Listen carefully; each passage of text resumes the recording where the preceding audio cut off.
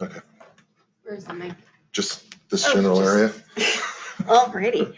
Okay, well, welcome back for those of you that are returning. Again, my name is Kelly Barker. I'm with the Division of Housing.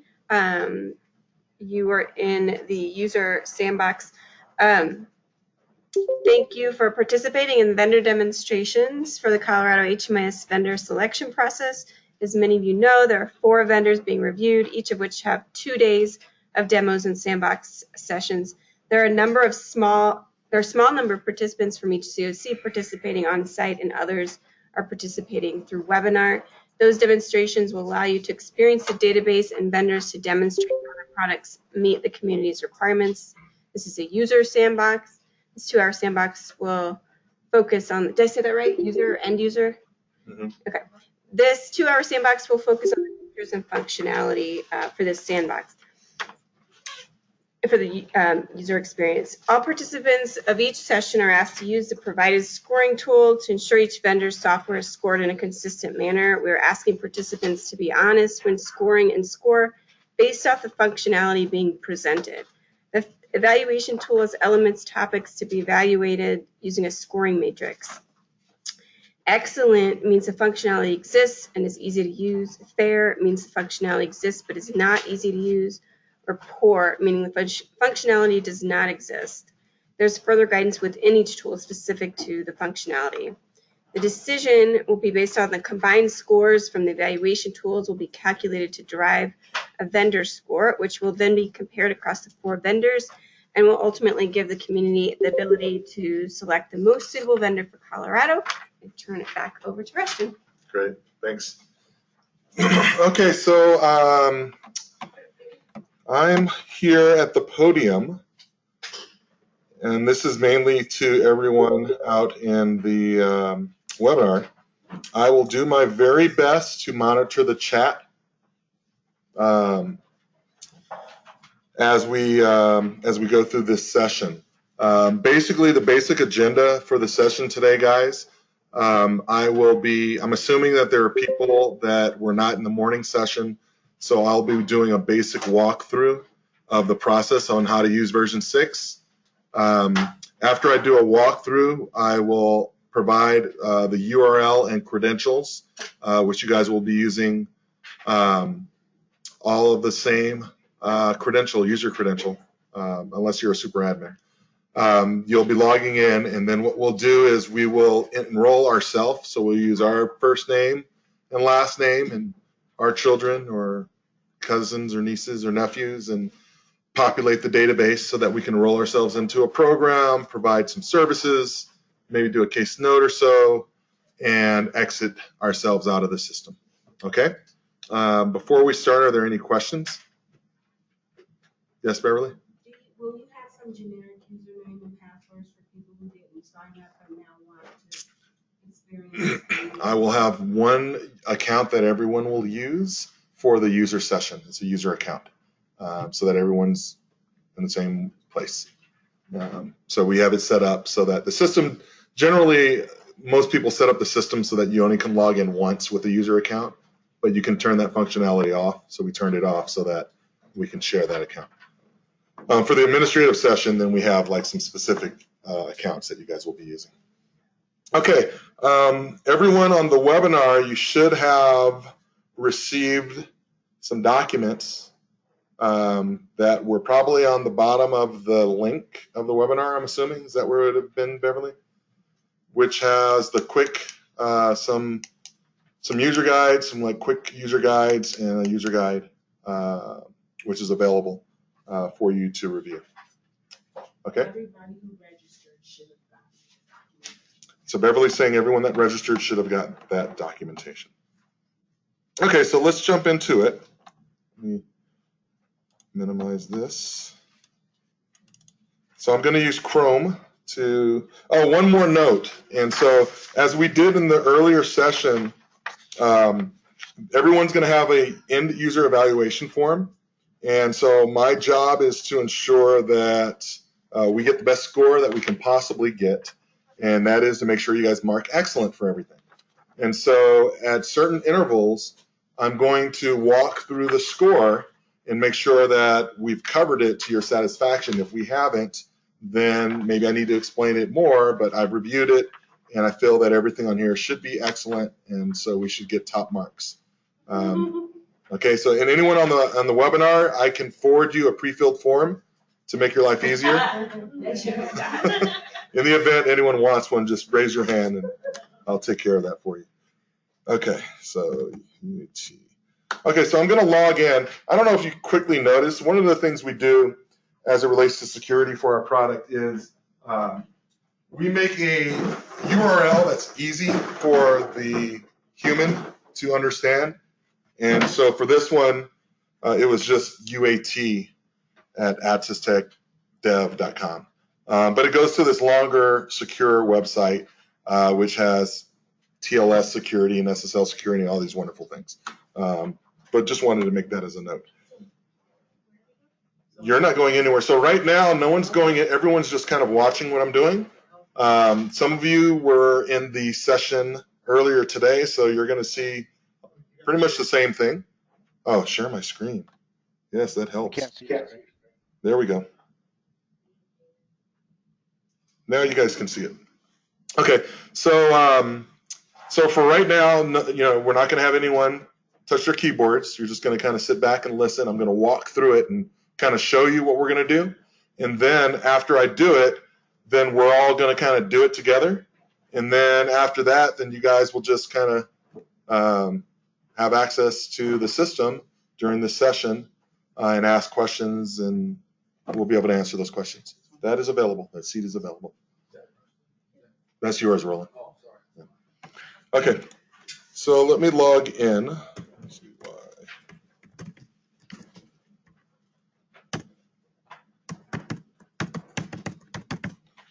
Okay, so when you guys log in, the system will automatically go to the correct group because the users will have access to only one group. I happen to have multiple groups. This is the group that you guys will have access to, so the system will have these pages available. When you have access to only one group that has one role, here where you have your menu section, you will not see the roles menu because you only have one role, so there's no purpose of it. But if you happen to have multiple roles, there will be a menu here that says roles, and you'll be able to see the multiple roles that you have available. Just a bit on the system that we have available for this particular demonstration. The start page, oh, someone clicked the wrong button. Okay. The start page has information that can be pushed by your organization and or continuum of care to inform you of announcements. On the right top corner, you'll have what are called messages. Those allow for messages between users in the system. Think of it like Facebook, where you kind of type in a message to someone that you know at Facebook, and they can comment back, and you have this little chat session going. Okay. Everything on this right side we have disabled right now, so during this demo you guys won't use it, but I'll tell you what it's going to be for. The messages is actually going to be the same link as the messages. The overdue tasks will be the tasks. For the schedule page, I will show, but we're not going to do overdue tasks today. The rest of these links from suggestions, documents, videos, webinars, what's new, and ask communities are exactly what you think they are. If you go to suggestions, there's a page where you can type in and submit information to Adsystech. If you go to documents, this will be a document repository where Adsystech will have all of our user guides, and the continuums of care will upload any other meaningful documents that you would use on a regular basis. The video library will have help videos on how to utilize our product. Webinars will be the schedule of webinars that we do on a monthly basis. We offer free webinars every month on tips and tricks and how to use our product, so we're going to continue to do that in 6. What's new is kind of an Adsystech blog, kind of will tell you what's going on with us. And then Ask Community is going to be a place where you guys can communicate amongst each other as a community to ask each other about best practices and how to best leverage this product. Okay, we're going to basically start here in the enrollment process, and we will go across the tabs from left to right. And after we get to this final tab, which is called verification, this is a very important tab. I want everyone to make sure you're looking at it and paying attention to it. It's called verification. It's a very important tab. And what we're going to do at some point is we're going to click a button that says you had verified that you collected all these other tabs correctly. If you do not go to the verification button and click verify, then you will not be able to do anything else in the system, which is collect services, case notes, exit the client, group services. So remember the verification button. I'm going to say it again. If you need to learn anything about this system, you just remember that one tab and everything else should be pretty straightforward. So that's the verification button then? Yes, the verification button. Okay, so to add a new client, you simply enter in the first name and last name and the date of birth. And if that client exists, when you tab out, that client will be in the system. I'm going to use this client that's already in the system instead of creating a new one, just so we can do a quick walkthrough. Did G exit both of mine out? Well, we'll find out. Okay, so in any event, once you enroll this client, once you add a client, you will see just this field right here. There will be a blank contact information. You will notice that everywhere on our system, they have these little pencils, edit buttons.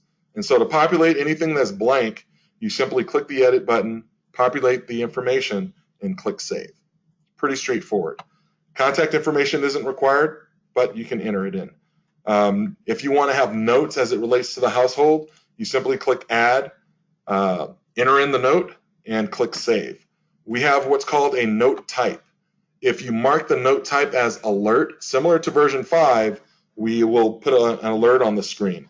In version 6, I'll just cancel out of this.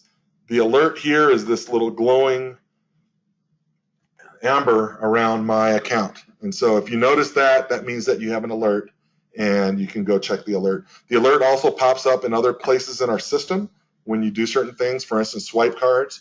You swipe card someone that has an alert, the system will stop and it'll say, hey, there's an alert. It'll show you what that alert is on that page, so you don't have to leave the page, and you can make a decision on what you want to do moving forward. Also throughout the system, you'll notice information icons. And those are little tooltips. They'll have basic information about the system. So if you see it, mouse over it, and it's pretty self-intuitive. One more thing before we go through the tabs I want to show. Across the top, depending on the tab that you're on, you're going to have icons. The first icon here is a report icon. These reports deal with what are called application reports. These are the reports that are based on whoever you're logged in on. It will just run a quick little report on them, like an application report, program entry report, a swipe card, report, things like that. The second icon is schedule. This goes to the resource manager page, which is the calendaring. We'll show that in a bit. The next one is our ticketing system. In the event that you need to submit a ticket, you just click the ticketing button. You get the little pop-up. If you need to do a screenshot, you click the little screenshot, and you can submit a ticket for support in the product. The last two are the most important ones as new users. As a new user, you may go to a page and you may not know how to use it. You may not have the user guide readily available. So on a tab-by-tab page, if you click the question button, it will walk you through exactly how to use this page. And so you can just read right through it, and it'll tell you exactly what to do. If you don't want to read, you can click the little, let me go back here. You can click the little movie icon. The movie icon will download a video, and you can watch a video on how to use the page. Every single tab will have a distinct video for that particular tab. And so tab by tab, you can learn how to use the product on the fly. Any questions so far? Okay, perfect. Let me just show what this looks like really quickly.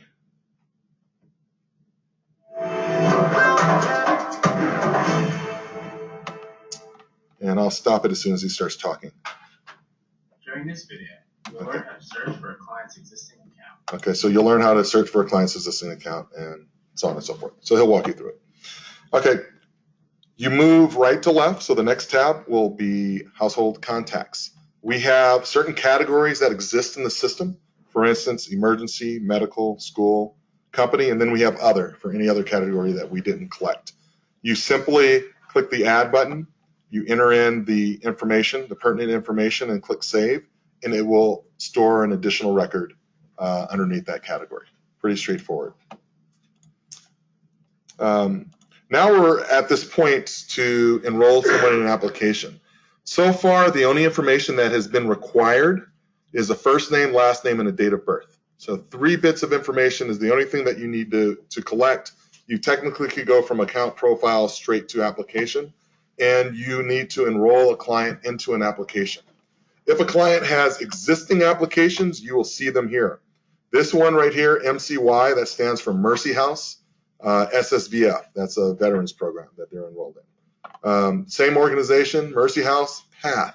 So this is a PATH program that they're enrolled in. And so whatever you call your program names, you will see them. You can simply click them and you can switch over to that particular program.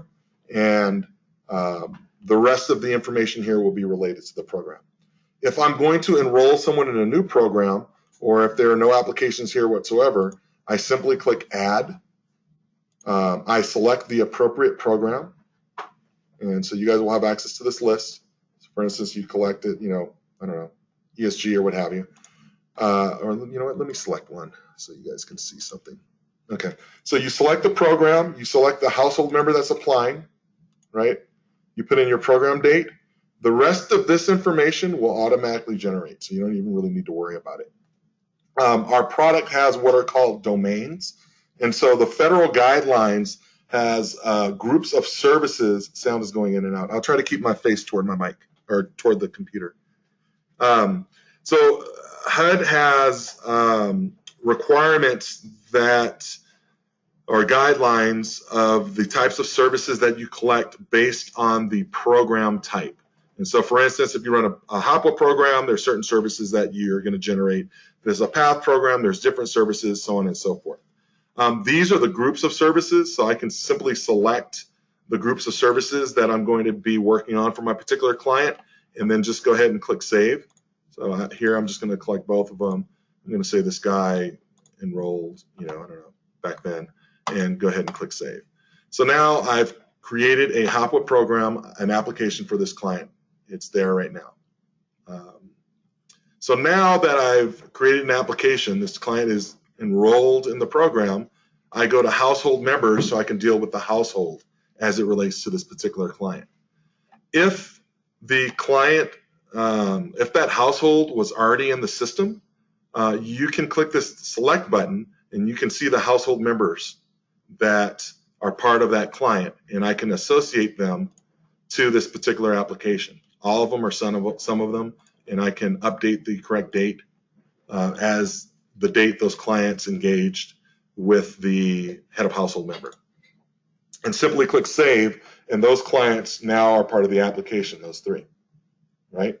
If there was an additional member that was not in that list that's part of the household, I simply go ahead and click Add and enter in their name. We've got Toby and, oops. The system, notice that if you make a mistake, we'll give you a prompt and tell you the proper way to enter in an address, which, something like that. And let's just go through some of these. Use a male. This is actually my little doggy. Not a veteran.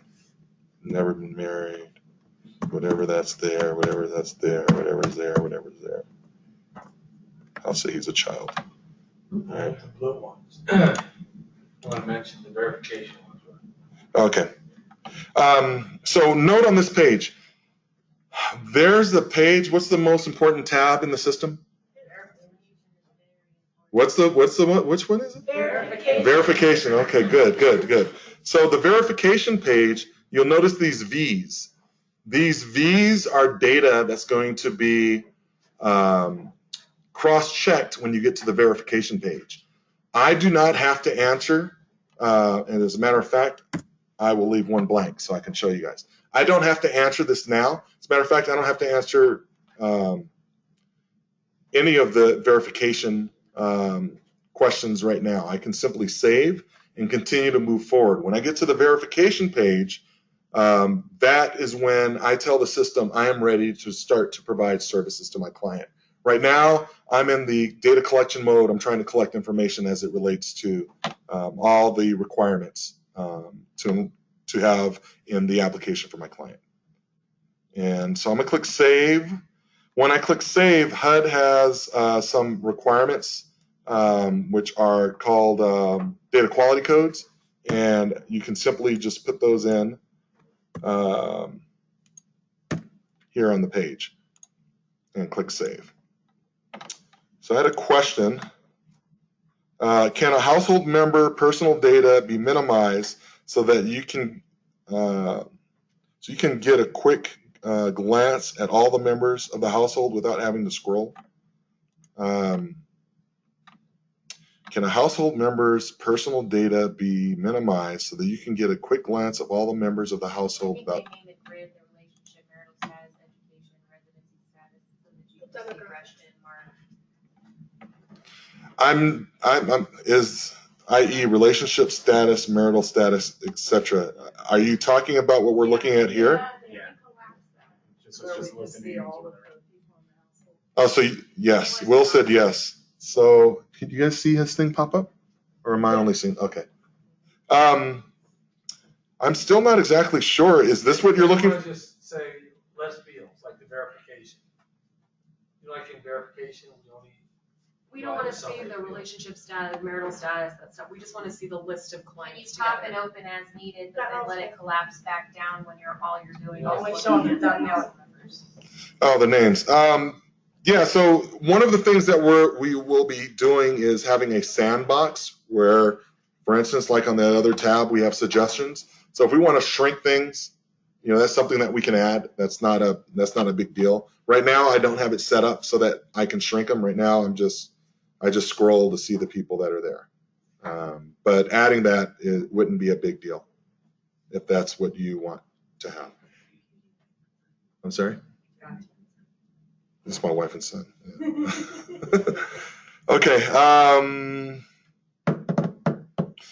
The other thing that you want to do is when you get to this page is you're going to want to edit the client when you enter in a new client, because remember when we created a new client, all we needed was first name, last name, and date of birth.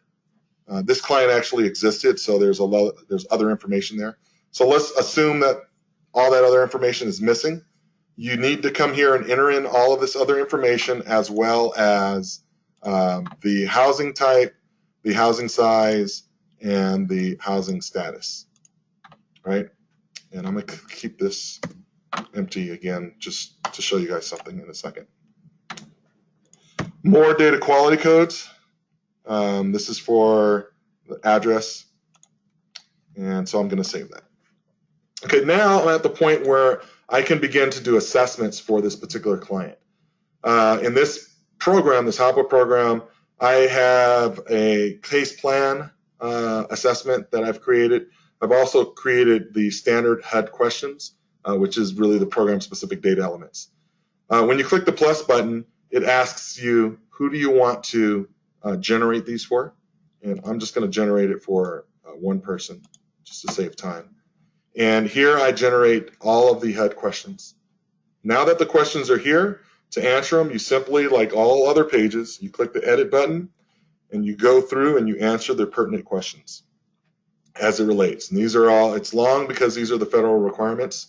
We do have logic so that if you answer a question and the following questions are illogical, those will disappear, similar to we do in 5.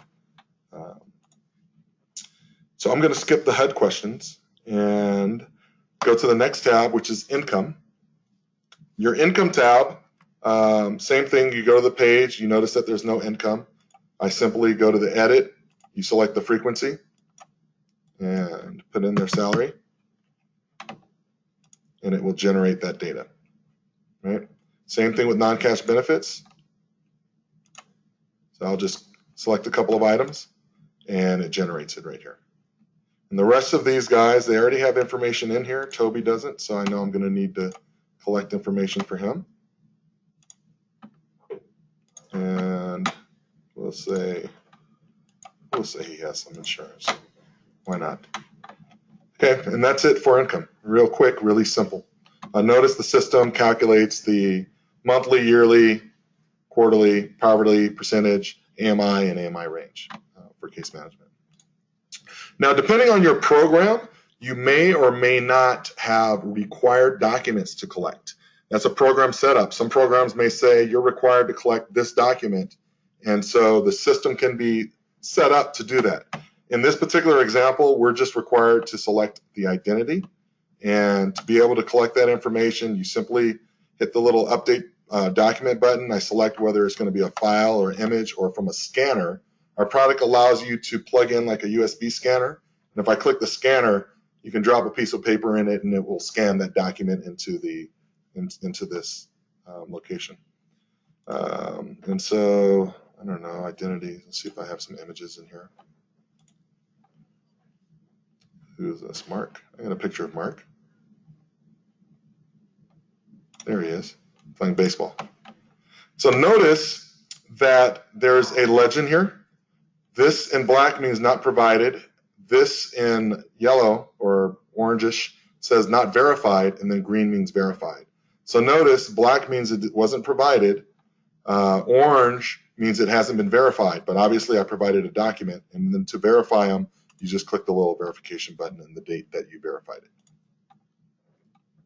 Okay, and so we're going to just add a couple of these really quick because we're entering in a new client. And so, I don't know, I'm just going to add whatever I find.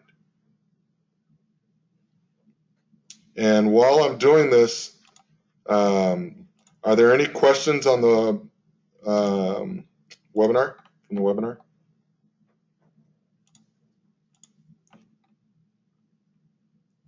And it doesn't look like I'm getting any questions. I have one more document. And let's just grab something. I hear talking. Is that just me or is that next door? Okay. All right, let's just check the chat. And got you, thank. Can you add this if there are other matrices you're trying to gather? Add what? I think this goes back to the, so Sean is asking, can you add this if there are other matrices you're trying to gather? I'm assuming you're talking about the shrinking of the families. This feels like education and all of those. On what page? I think it was back in the original. Right when you On, started, on this page here where we're doing the question set?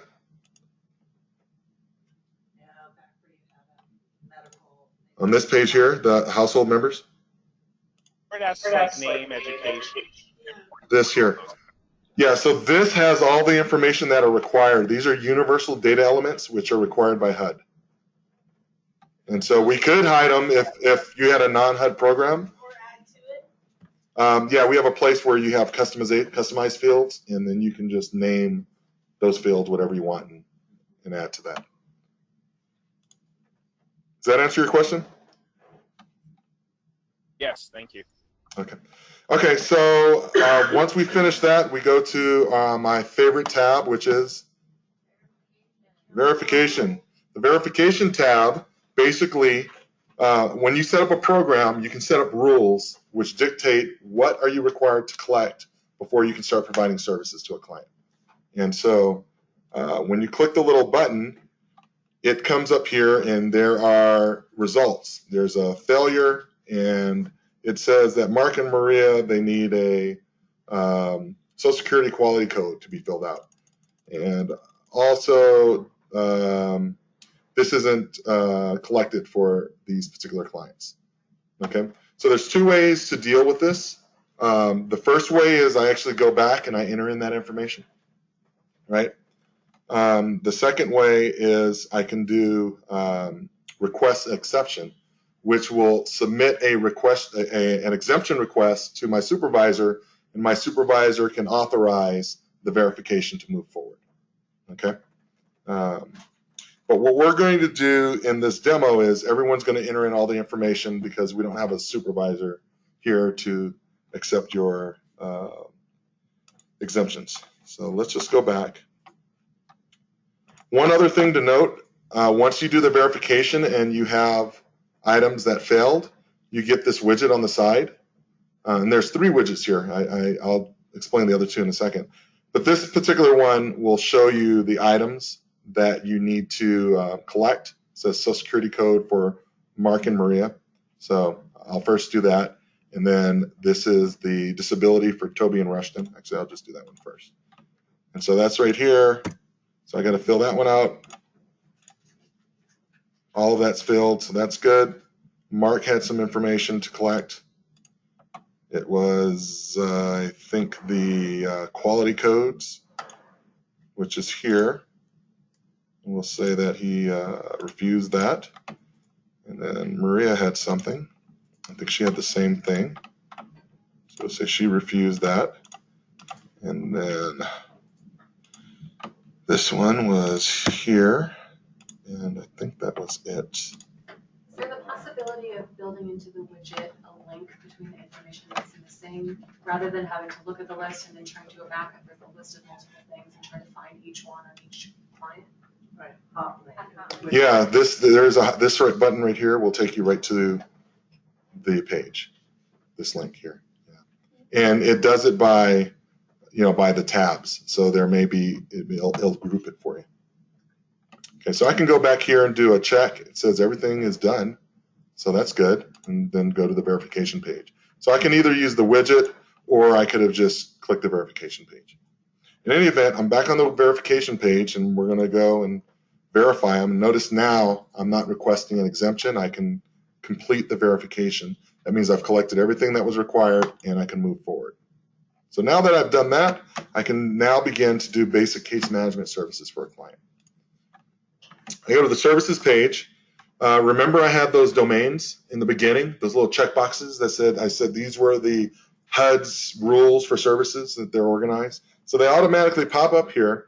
I just simply click add, and underneath that category, these are the services, right? So utility and security deposits. I can just click the services that they had, put the date, and click save. I also can manage any outcomes that I have set up. And so if they achieved an outcome, I simply select the outcome that they achieved, and then I'll click save, and I'll be able to report on the outcomes for this particular client. And this is a lighter method of outcome management. We have a more intense method using our case plan, but this right here, the majority of users would use this. Those that do more case-intensive planning would use our case plan page, which I won't be demoing during this session. So I can just continue to add additional services over and over and over and over again. So that's pretty straightforward. Case notes, like everywhere in the system, you guys are starting to see a pattern here. We have the add button. You click the add button. I don't have any case notes. Well, if I had case notes set up for this program, you click add and you type in case notes. I will add a service in here so that you guys can do that.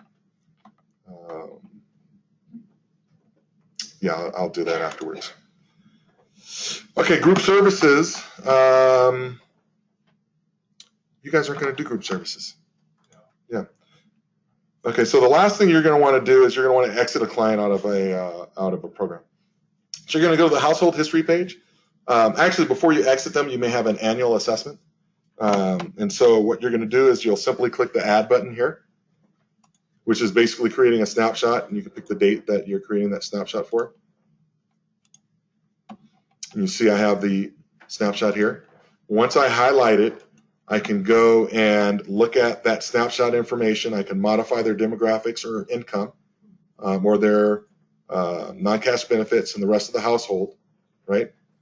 And then if I have an assessment for each of these persons, an annual assessment, I simply just generate it, and it will give me the assessment, the annual assessment for this particular program, the HUD annual assessment. then I answer the questions and click save. Does that make sense?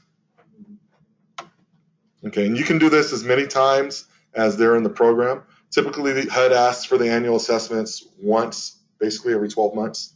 And so if a client's in your program for 36 months, you may have 3 of these. And let me just check to see if there are any chat questions. Can you add, oh, nope, no chat questions, okay.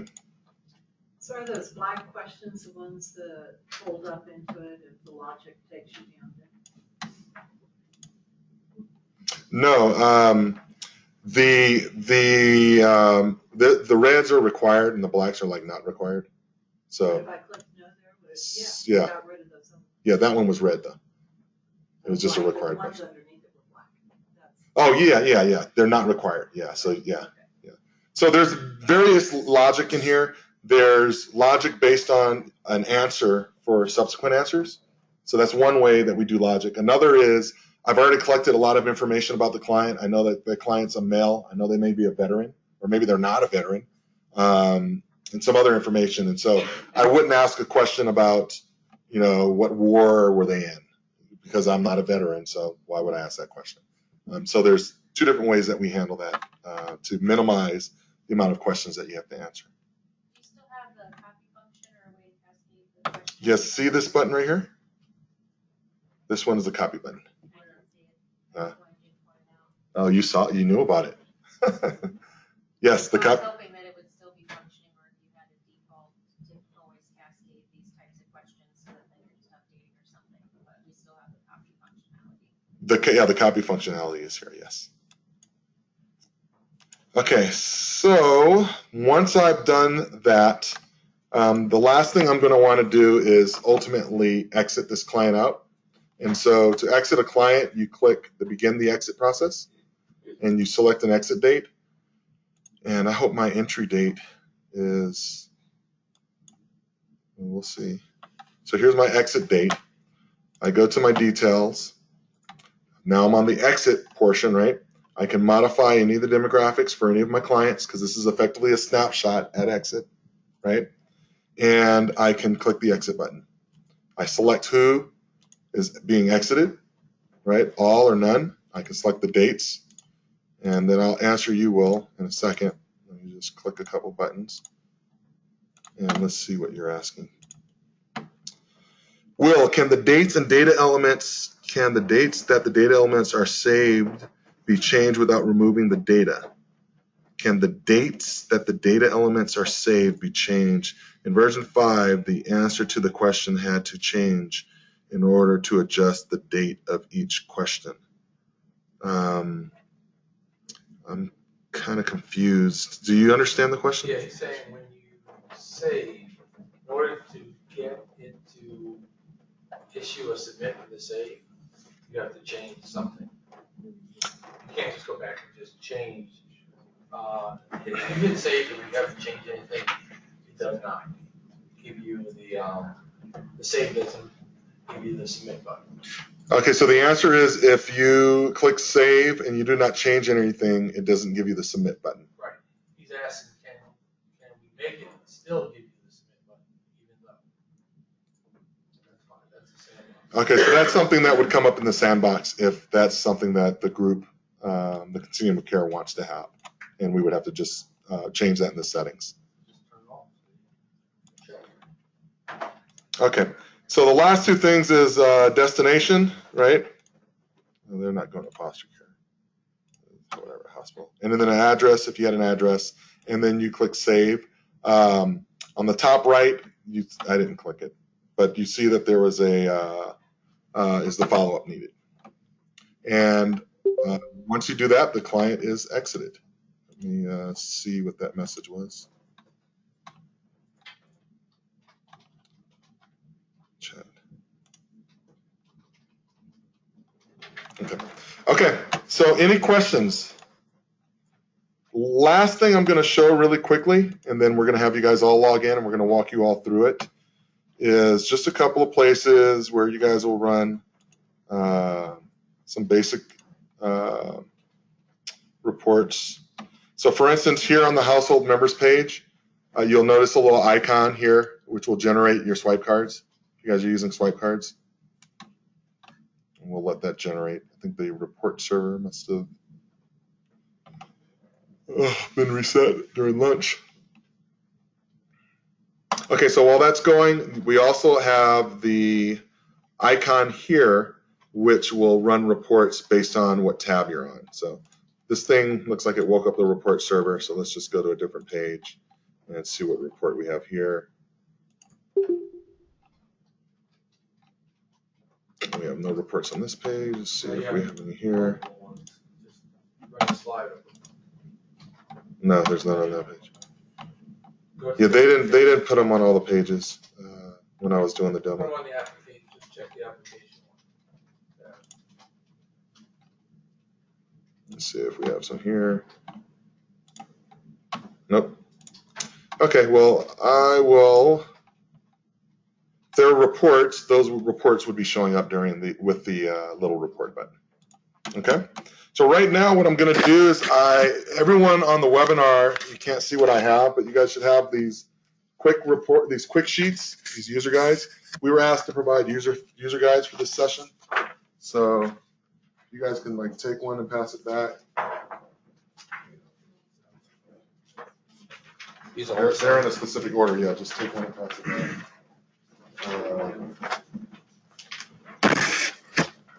What about these? Yeah, all those can be passed out. All right, you guys can take some of these, take one and pass it back.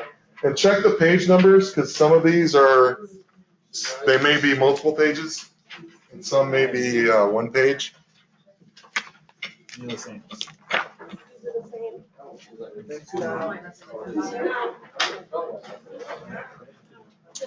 Take one and pass it back. Oh, you're right. And so I'm handing them in order. This is basically in order of the tabs. So just take one and then put them underneath if you guys need these to help you out. I don't think you'll need it, but in case you do.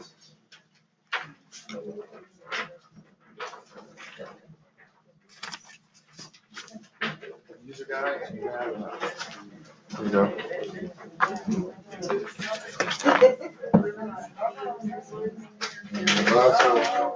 Here. And here's the last set here. And how long? This is a 2-hour session? Okay, we got an hour. Good.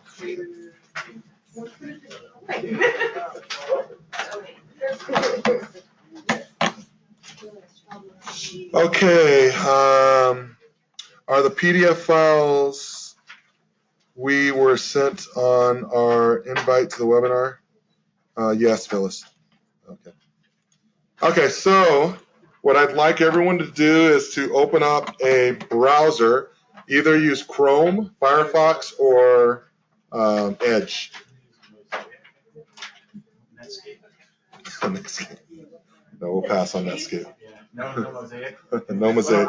Opera? You want us to use Opera? Yeah. Yeah, you can use Opera. Okay, so I'm going to give everyone a second here, and let's click the browser. I'm going to use Edge. Everyone have all of these operating systems. And I can't install it anyway. And so it's just a loop of trying to restart it. Trying to get like That's when you bring up a phone. You're right. Mine breaks on its own. Yours breaks his own. Trying to buy a new one.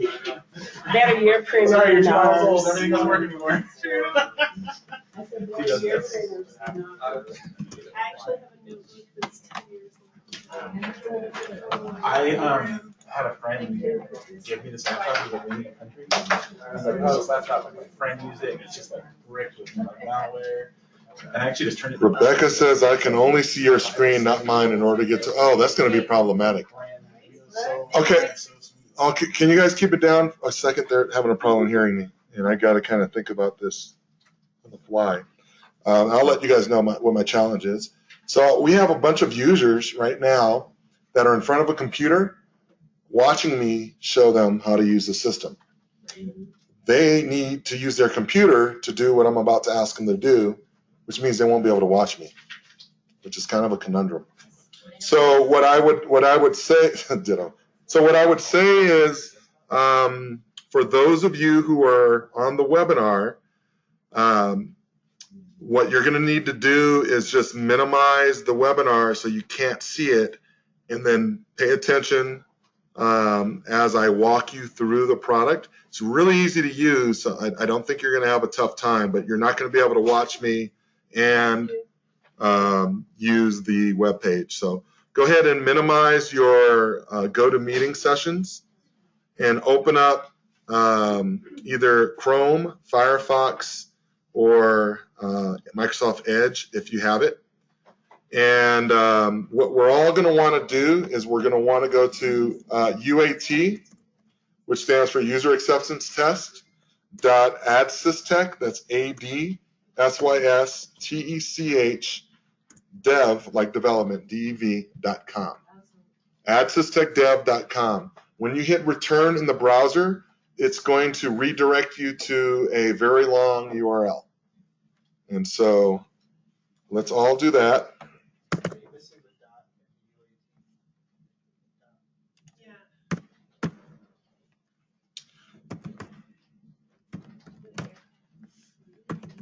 Okay, once we're there, we're going to put in a user account. The user account is going to be MCY, C for Colorado, and user. You guys are Colorado users. I'm a genius. All right, so Is it Y user or? UAT, let's check that in. I will, guys. I'm slowing you down on purpose. I'm catching up here. So again, you guys will do MCY for Mercy House. That's the organization that we're going to be logging into. C for Colorado, user. MCY, C, user. MCY, Colorado user. Case sensitive? No. Okay. Now we're going to put in a very complicated password. So pay attention. This one is case sensitive. Capital C, and then spell out the word change using that C. So CHANGE.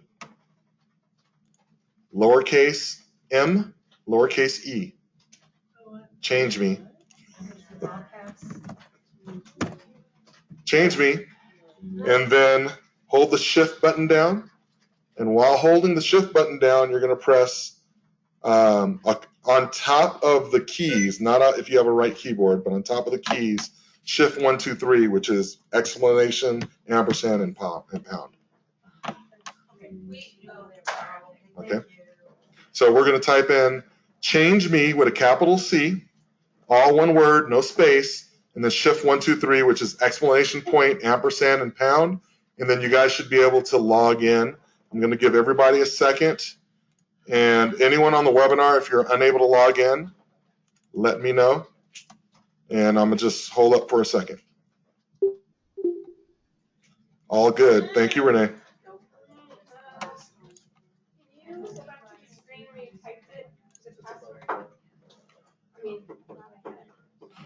Capital C, the word is change me with a capital C. The C is case sensitive. And then explanation, ampersand, and pound. And I don't know where Roland went because he's supposed to be walking around helping everybody right now. So, capital C. Do you have the username right? MCY, C user. And you know what? Hold on, guys. You know what? Time out. Let's stop. What's probably happened, since we're all using the same user account, someone has entered it in wrong too many times, which means that you guys are all locked out. So let's give me a second, and I will unlock the user account.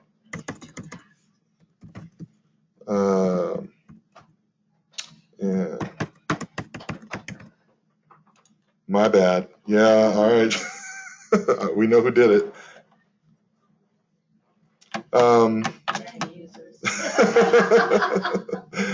right. All right. So for you admins, you guys can see some of this stuff you're going to be doing later on. And I'm going to look for Colorado. There's like, see right here, it's locked. So now it's unlocked. So go ahead and try it again, guys. So capital C HANGE, change me. Change me, and then explanation, ampersand, pound sign. If you are doing the keys on the top. If you have a keypad on the right, then it won't work.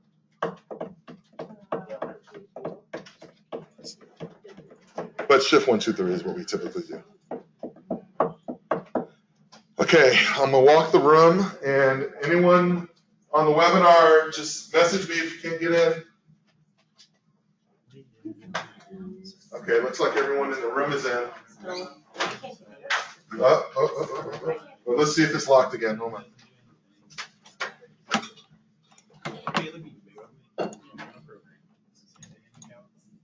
All right, it's locked again, so we'll unlock it. Okay, let's capital C, change.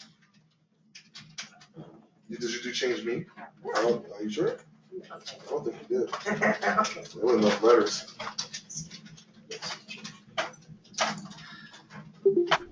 Okay, if you're still having a problem, just go to your browser and refresh it because something's going on.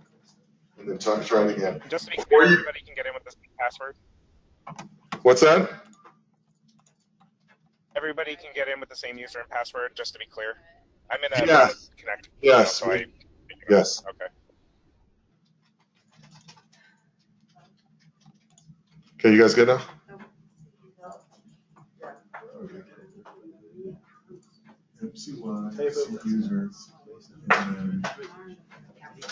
Can you show the web address again? UAT.adsystechdev.com.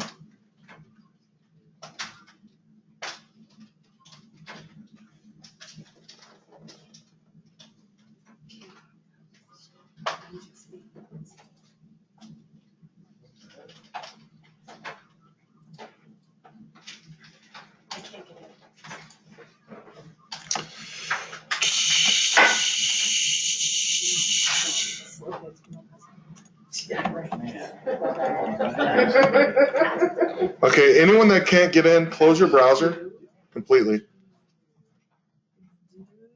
And then open your browser.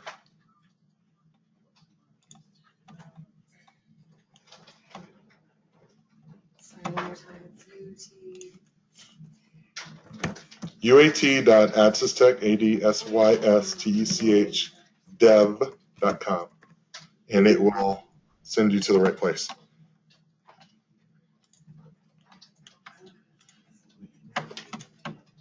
Oh, you're back.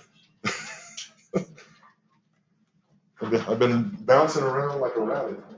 Sorry. And that is so really fast.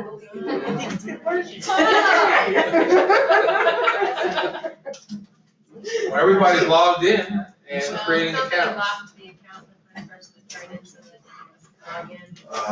This shouldn't. He's like, wait a minute, let me check. So this email or mobile number, what is that? For the front page to use?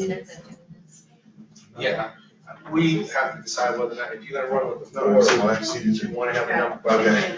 Communicate back with them. So, for instance, when someone says, when you create their account, they have a way to. Okay, I think I have everyone in the room in. And so for those of you on the webinar, I'm in username, MCY CUSER, and then the password is CHANGEME. Okay. Get rid of the chat. Go back to my role. Okay, so everyone should go to the enrollment tab. Please click the enrollment tab. You should see account profile and click add. Enter in your first name, your last name, your date of birth, and you don't have to do your social. And just go ahead and click sign up. You can, if you want, enter in your mobile or email address. If you don't, you can click the checkbox and it'll create a temporary account. Basically, what this right here is we Yeah, earlier today we talked about it. For the user group, we didn't talk about it. Adsystech has what's called a portal, which is a website that will allow clients to log in and create an account and enter in their basic information and request services. If they do that, a case manager can come in here and search their account ID, which would be like their email address or their cell phone number, and you can pull up their information, verify that it's correct or make corrections, and then continue to use that to enroll them into the program. So it basically saves you with data entry for collecting information. Okay, so after everyone's entered in their name,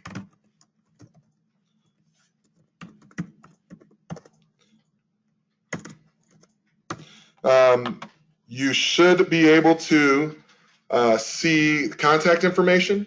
And if you'd like, you can click the little pencil and collect some information and click Save. Also, you will see the notes, and you can go ahead and click Add and enter in a note. If you do a note, if you change the note type to Alert, then you will notice that you will have a red glow around the user icon. Okay, if you hover over it, you'll actually see the note.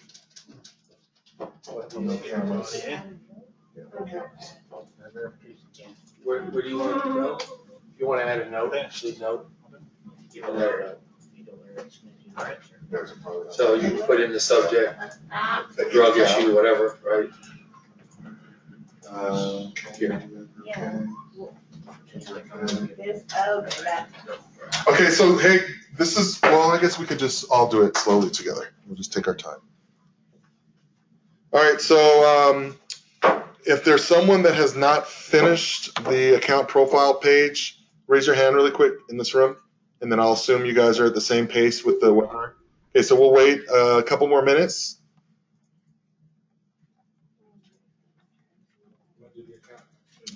Rebecca can't get in, so Rebecca, let me open up another browser really quick and check to see if you locked the account out. And let's see why. That's your tab. Let's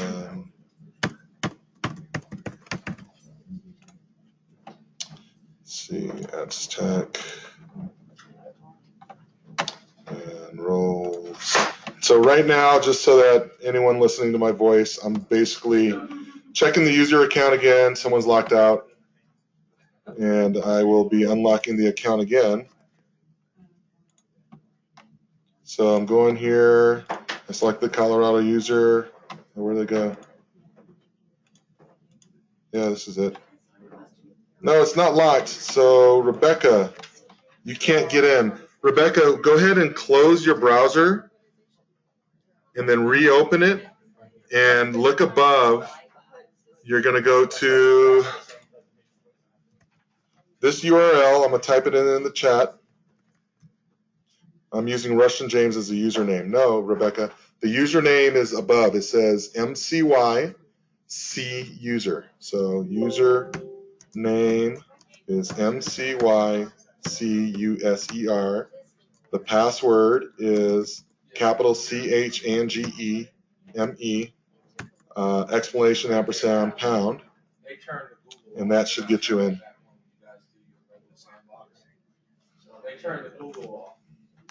Okay, so I'm going to move forward to the next page. Let me go back. So household contacts, click that tab and click add on any contact information you'd like to add or not. So I'll give you guys a second here. But just, it should be straightforward. You just click the add button and type some information in.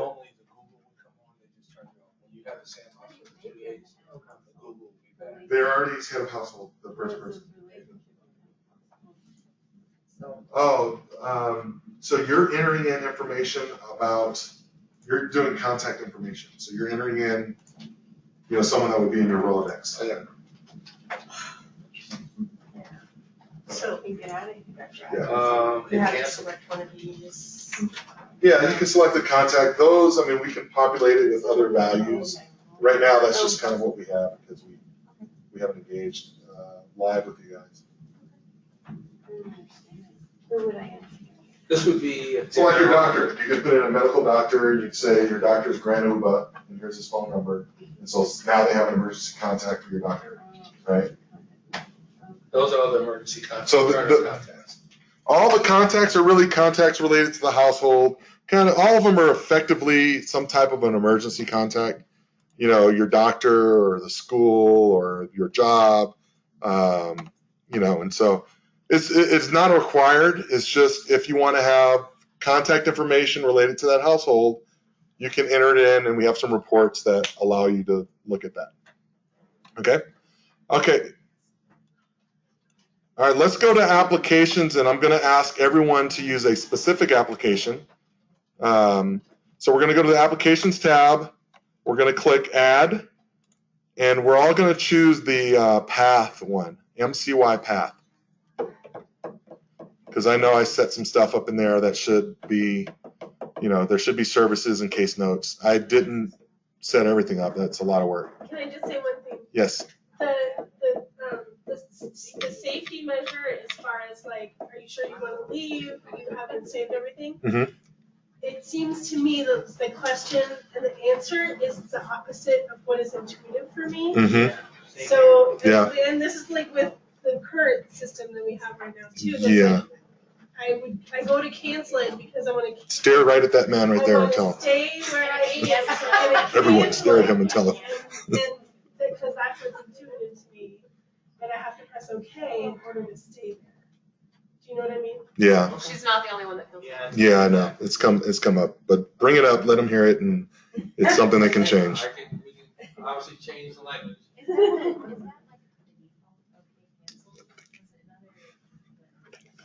the default? Okay.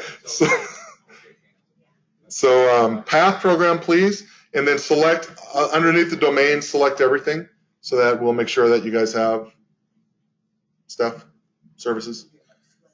For the entry date, let's put the entry date in the past. Don't use today. Let's use, you know, a month ago or whatever. Just don't use today. We don't want to use today. Too late. Because what you guys may want to exit them, and I don't, you know, let's pretend this happened for a while. Okay.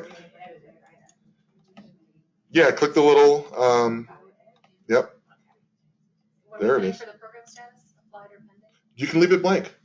Yeah, the system will update it.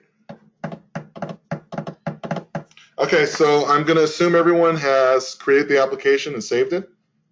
And you have basically something like this, your name, and it has the path, MCY path with the date. And you should see the program status now. It should automatically be updated. And the consent should automatically be updated, and some other stuff should be updated in here. Okay, so now let's go to household members. And if you want to add someone to your household, just go ahead and click add. It's not on mine because I already exited myself out, but it'll be on yours. Yes. And I wouldn't enter in a lot of people because it's just going to give you more work. But if you want to add one person.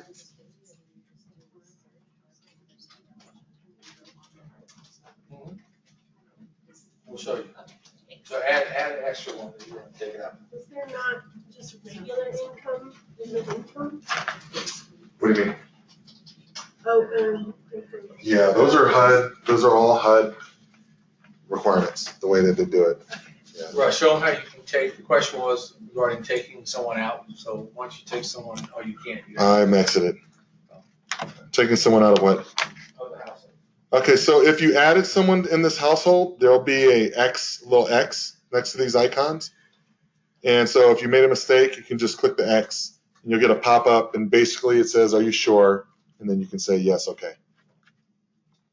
Can you do that if somebody else entered, like if somebody comes in and they're part of a household, will it auto-populate? There's a icon on the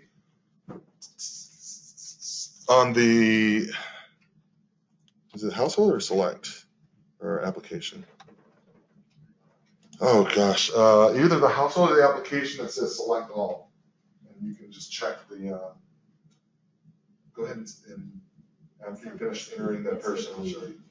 Different for us because some of these questions we would hide them because we don't use them in the Just say full, let's just go full reviews, Yeah, this is. or you did something. I know, but Yeah, some that's of full. it we've hidden. Yeah, I mean, there's certain. Our COC. Erase, Like the you language. left it blank, so. Anything. Okay, so see where it says select? Yes. If you had people already in the system, which you don't, because this is a brand new person, but if you did, you would have a list of them with checkboxes. You would just check. I think we left some have it some of the was part of family comes to our children, which is only for youth. This is where I would go, where the case manager. Yeah, you would only see that one person unless you wanted to associate the rest of the family to that application. Okay, so there's my baby's. Yes. So like on ethnicity on the other program, we actually have race. Children. Yeah, race is down here, Oh, yeah. and ethnicity is here. Yeah. Sorry, I didn't know. Just remember, everything is blue. But you know what's interesting is if you were to not do it and click save, then you'll get a pop-up and then you'll see race on the bottom. And it's gonna assume that you said don't know. No, no worries. Did you verify it? Okay, I'm gonna check the chat. Let me just check to see how many people are still with us. Oh, good. We still have a lot of you guys here. Great. Let's go back to your. April isn't in this room. She decided to log in. Oh, April. Chat. Okay, nothing in the chat, so I'm assuming you guys are doing okay. Yeah, like they're not. Okay, so let's go now to, let me create an application really quick. This one isn't exited, so let me maybe unverify it. There we go. Okay, so now let's go to the assessments. The only one I want you guys to do is the HUD. Teddy, I unfortunately was unable to log in. I will just follow along. Okay, I'm recording this, Teddy, and you guys will have access to the system for a couple of days. I can check to see if that account got locked out again really quick. It doesn't look like it's locked out, so can you tell us how you work with VOA DV reps? How you work with VOWA and DV? VAWA? Yeah, so the security, we have the ability to put security in our system just like in version 5. And so any data that you enter into the system, you can mark in as private. So when we created that application, it asks you what is the consent. In our product, we have levels of consent. Most applications default to organization, which means anyone in my organization can see this application. But if you need to provide additional security, you can go all the way down to private, which means this case manager is the only person that can see that application.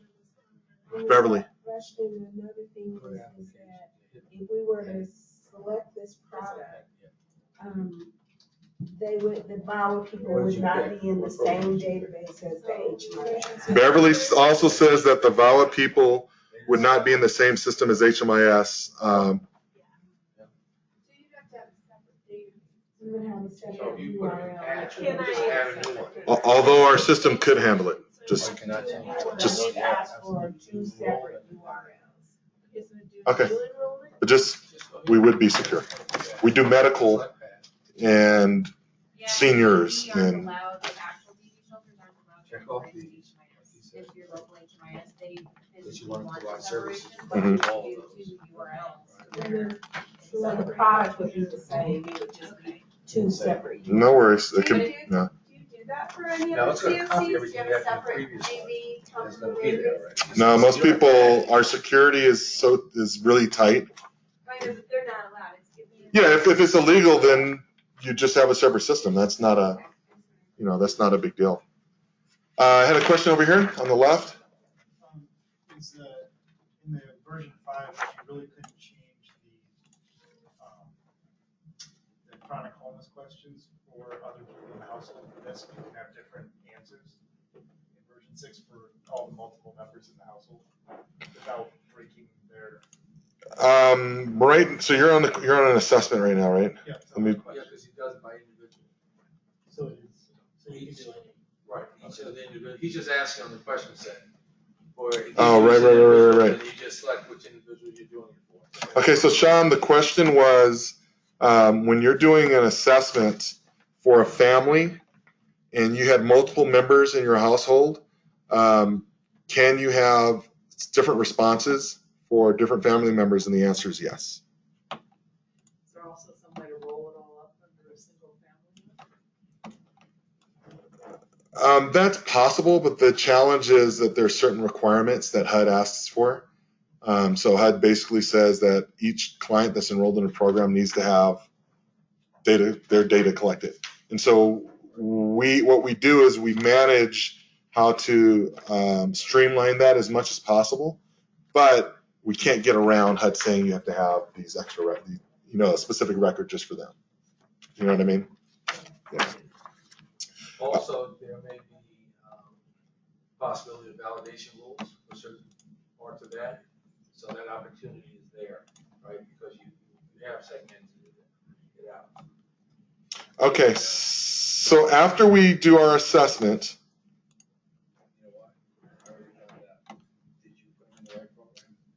let's go over to the income tab.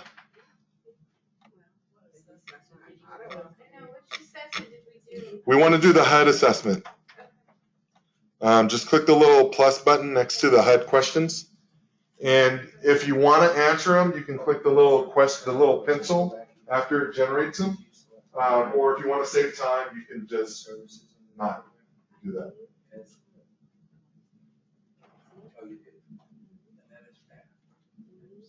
Is there a way, if we're entering multiple members in a household who have the same history, to auto-populate the length of stay and prior living situation, amount of time for this question, or just have to be? If you edit the question set, you can copy it, which copies the entire question set if you want. Is that something that I have to do as the end user, or something that we would do? No, an end user, select to copy or not copy. How do I do that? Edit click the pencil, and on the bottom, there's a little icon. And now there's another question set. And see, it's all, you have to redo it. Yeah. Now I have to go in and re-enter all that stuff? I'm confused. Yeah, so that, exactly. Yes. What are you trying to do? I guess what I'm asking is, if I have me and my child with me, and I want to state that he has been with me in the same prior living situation, and I want to record those lengths of stay. Question? Do I have to enter that in individually for each person, or can I copy that data over? And I guess I don't understand what the purpose of this is. Help me out here.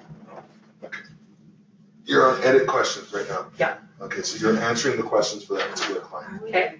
And when you save it, it's for the client that you're on. Okay. Okay. Now what you're saying is you have another member of the household. Correct. And you want to pick and choose questions to copy to them? Yeah, I mean, or do you want to copy the entire set? I suppose probably not the entire set, because some of them are specific to the individual, but a lot of them would be specific to the family unit. So those are the ones. Yeah, right now we don't do the, so two things. So one is this. There are certain questions that are just, like you said, that are just for the household unit. Okay. When you generate the question set for the other members of the household, those won't be in the question set. Because it assumes that the head of household has those answers. Okay. That being said, there may be similar questions still for those other members. Yes. And there is a method to be able to take the head of households and populate that. Okay. But then you're going to probably want to edit it anyway because they're unique to that individual. Right.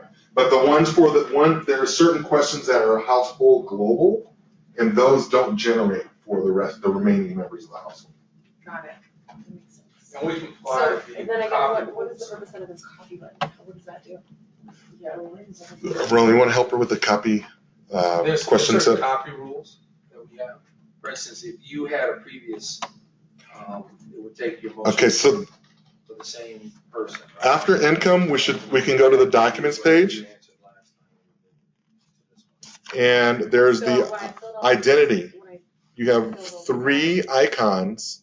The first icon allows you to upload a document. And let me go to a client that. Then you're not copying. Now we can grade it out. So who am I in? I guess we can put something to stop it. Okay, because you have nothing. I'm going to pull up a client so that you guys can follow me. Because there was not a prior assessment completed with data that's already been stored, I don't have that pushing that button doesn't do me any good. That's right. And we should probably lock it so that you can. We could probably go out there and look. Because I can imagine somebody filling out the. Okay, so the first little icon right here, little circular thing, says update. You'll get a pop-up, and you can enter in, looks like a piece of paper. This one right here. And you can select a document from your desktop somewhere. Not very intuitive. I know. I already wrote that note down. Okay. Once you've selected a document, the last icon on the right, the little checkbox, just go ahead and check it so that it turns green and then you're verified. Or, yes, you're verified. You can still verify, just you give it the override. If you don't want to put one, you can check it off. Then it's going to ask you to provide a reason.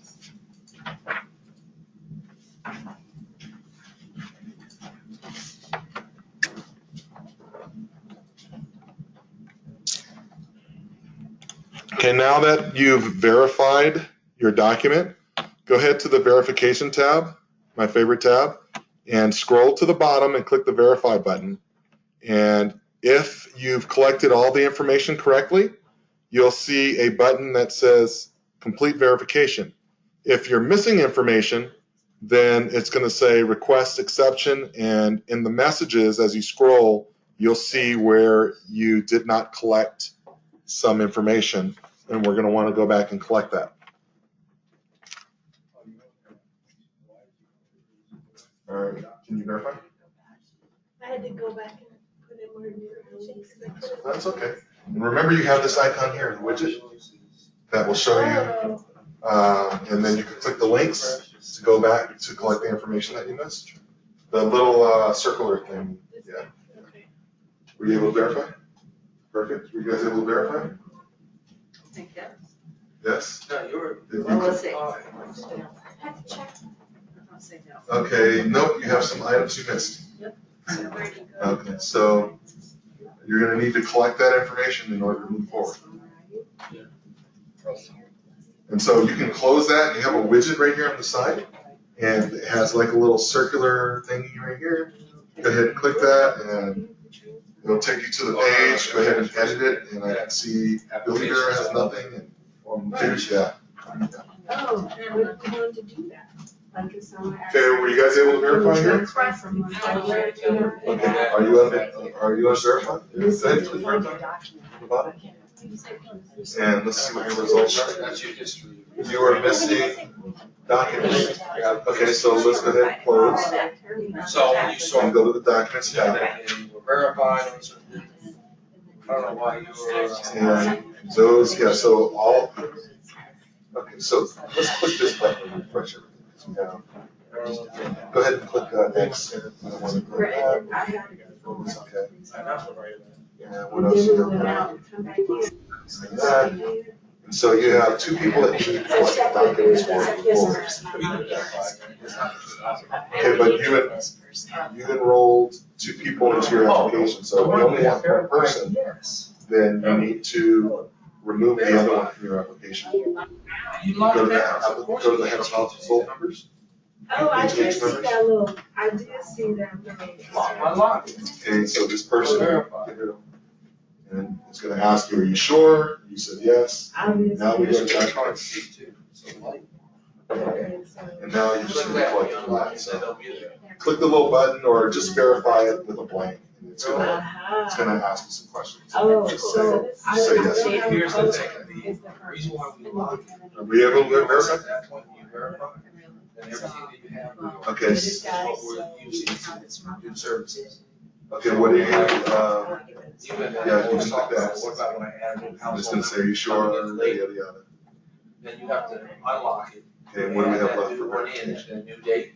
Go to HH You don't need to numbers create a whole new application, a new snapshot, which was new 5, right? and Just add that edit, new click number the into pencil. that application, right? And so all that information you're gonna have And to then collect. unlock services. But without re-verifying, you can't provide So services. how So do I everything. like verify? And then. So you're good. See, it says Well, once you complete. verify, So we go ahead and don't click let you change complete. anything. And then what you're gonna on the notice is you have a lock. Oh, I got one. Yeah, so then now you're good to go. So now you're ready to give services. Do I have to do that I on just both chose keyboards? something because I don't have it. No, you did it on And that. so it wasn't- You're actually doing it on that I entire chose application. the document, And so the not lock an is email. verified. It means that it's verified. And now if you click, let's say household members. So I can Okay, still. so click the household member tab. Now, Now see the little pencil is done? You can't edit it anymore because you verified it, you locked it down. So now you're ready to go to the services page. You can move ahead. You know, what if I did want to edit it, like, You screwed up, then you have to go and click that lock button. Well, I know it's not in there, but I just chose something. Unlock it, fix it, and go back. It just lets you know there is a document there, but it's not an image, so you're not gonna be able to see it. Okay, so I. But you can. Okay, so, when we started, I said the most important page was the verification page. And the verification page is important because you can't move forward until you collect all the required information. Because this is a demo, you probably don't want to put in all the information that you normally will, because otherwise you're going to be sitting here typing a lot of stuff in to verify.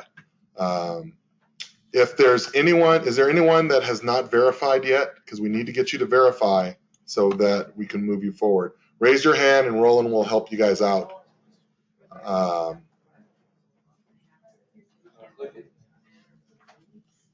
Some people are on ahead. I don't. Go to the verification Name page. and name. And scroll to the bottom. Click the button. So if you look, is there anything And that's a let's see stop? what you have left. Preventing you. So there's some items. See the messages that you just collect? See the request and exception. So you Okay, have. so all the information we need to go and collect. So you can close Now it. look here. On the right side, there's a little widget, See everything in a red? yellow widget now. That's everything. And there's a little You have. So hyperlink. household members, you have a If you lot click of, that, you need to go to. and it'll take you to your the household page. members. Now I can see Kristen is missing everything. Yeah, but yeah, So just go there click the pencil on her and just bring up your household member page. and go ahead and Here, fill everything in that you need to fill in. So then, okay. everything in blue needs to be Yeah, filled no, in. I, And red. it would look like Anything that that's before, blue or but then I red. just. So all you have is required documents Yeah. now. So, yes, you're good. Yeah. So now go to the verification page again and click the button again. So anything in blue or red. I don't know what you mean. And so you've done it, so you completed it. So complete, Oh, click So you complete. have this. And so now you have the little lock.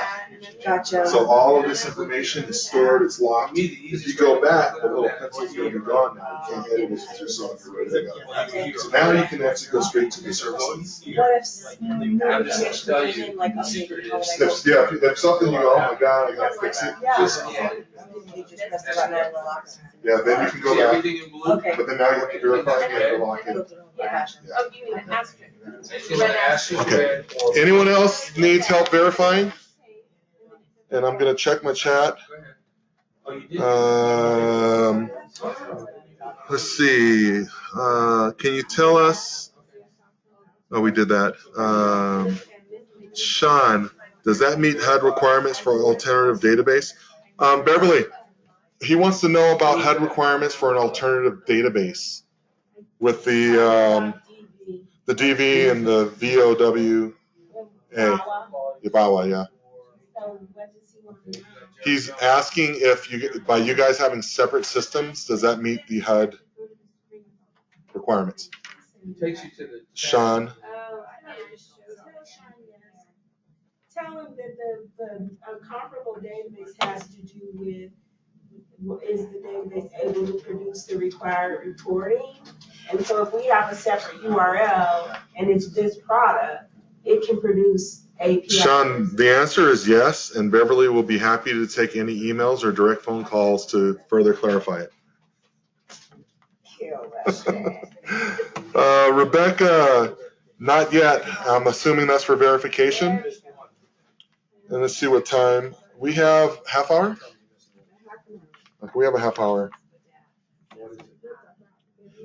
Okay, so we're going to go to the services tree node.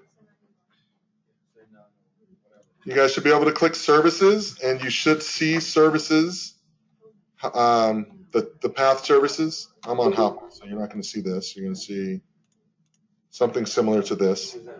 Referrals and services. So next to path services, just go ahead and click add, and you should be able to generate services. But normally you just do everything in blue. For referrals? Oh, there's an option to drop down. It would be with whatever the proper values were, yeah. I just want to make sure, it's just like that is. Yeah. One second, yes. Oh, I'm sorry. I'm not able to. Okay, so social security code, you have to enter in that and then the document for something. Yeah. Let's go to the, and close that, go to that head of household page. Or if you click this, it can tell you to go to the head of household page. Right? Change numbers. Okay, and then go ahead and click the edit button. And it was missing a social security code. So go ahead and click save. Jolly. You're gonna get a pop-up. And you're missing all of these codes. So you're gonna click the drop down. And that needs to be full name recorded. Oh, okay. Yeah. Be there. I don't know. All right, what's going on over here? So I think I hear. You're not verified. I just did it. Did you click complete? Yeah. You were verified. Did you enroll into the PATH program? Or did you choose the, yeah, so this PATH program, that's you. So you should go to service. Oh, I know what you did. Uncheck the checkbox. Which check? I mean, I'm sorry, the lock.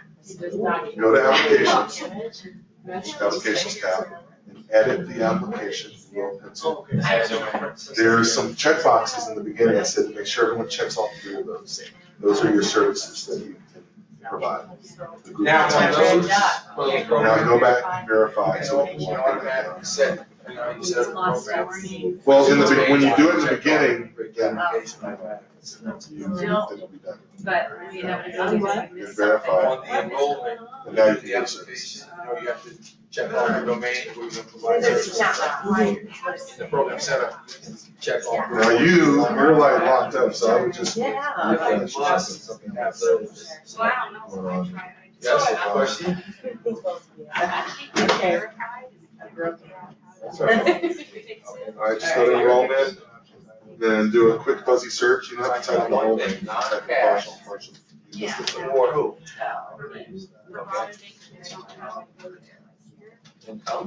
See the non-cash? Okay, so anyone on the services page, just go ahead and click the add button. You don't see it, you won't see it on mine, but on yours it will. And just put in the date. On the bottom, you'll see the type of services. They're check boxes. The only thing you need to really do on that page is just go to the bottom and click check boxes. Everything else is optional. So whatever services are provided and the service date, click save, and then you'll see the services generated for that client's application.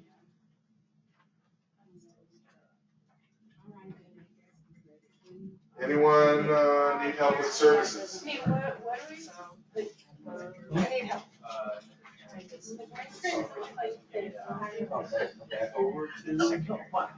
Okay, so yeah, we have to go away back where we were. Domains. And go to applications first. And click the. Okay, go to applications. Okay, you got it, right?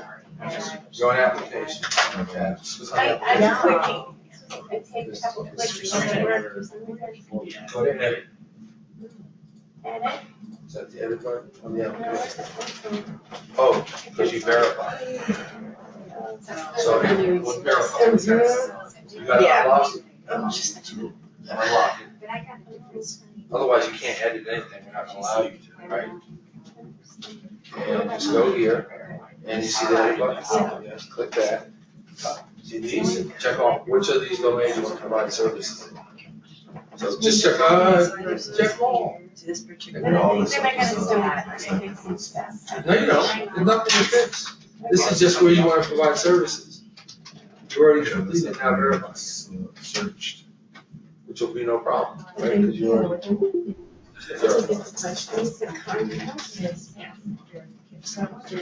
And say yes. All right, now go down to your services. You're now, since you completed, okay, see, what you're not gonna want to show you. All right, here's All right, Logan. you gotta click on it, you just. So Logan doesn't even have an See all of application. them? So any one of those, you gotta search here. And enroll them into that app. Right? Well, right now you only have one person. You have to start with someone.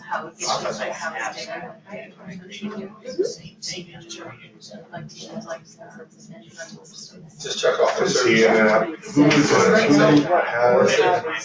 Does he have an application? You wanna add another one? Just check off whatever services. What type of person that you start off with? And then when they get a house, take them This out. document would not be. So now that you have Gordon, Let me see. what you want to do is you want to add household. And the reason why is this, right? So Red dot is I guess that's just because you put it on. Or you can just click on the. So right here, Okay, so. you have this person's household. You have this one. You have to say right add, right, type in the person's name and add it to the household. At least And you do that for as many people as you have it to the household. So right now, we're on Gordon is the head of household. And so if you want to add additional people to his household, you go ahead and click add, and you fill in this stuff. Click save, and then it'll add the next person in the loop. All of those people will be there. Now, if you're saying that you already added the person, maybe you put them in your own Google account, then if you start typing their first name, last name, and date of birth, and click tab, they're gonna pop up, and you'll see them. Just put it, do you have someone else that's already in the system? Okay, type his name in, just like you did before. Select a different one. And date of birth. Maybe I understand, let's see what else. No, just select a different name or just select an income, uncheck that. It's easier to do the keyboard. And then just select, I don't know, weekly, monthly, one of these type incomes. So if they were there and you hit date of birth, as soon as you move out of the date of birth field, it would pop open and say, hey, this guy exists. No, you don't have to select all the other ends, it's just one of the other. Yeah, you have to click them and you have to say yes, add them to those down. If you click cancel, then you won't add it to them. So you have to I'd like to see decision the of rule what fix you that do. up, that's why I get amount.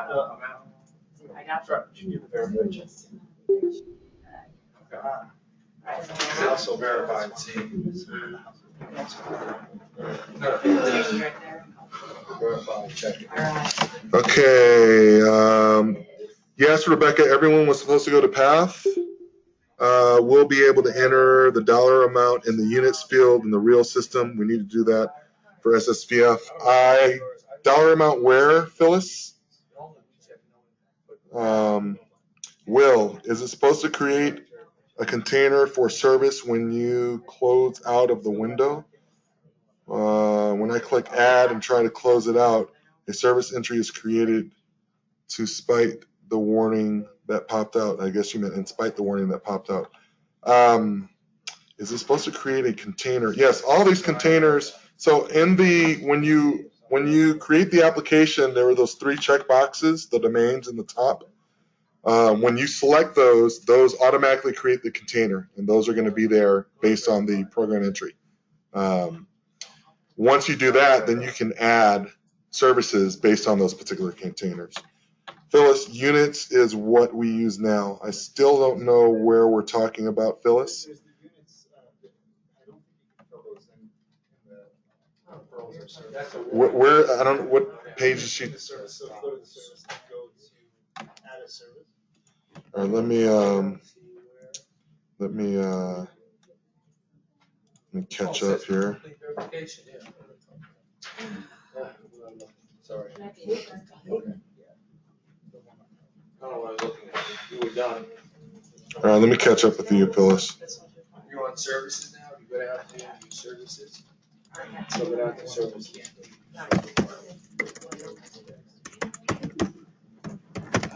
Yeah, you can add any services you want.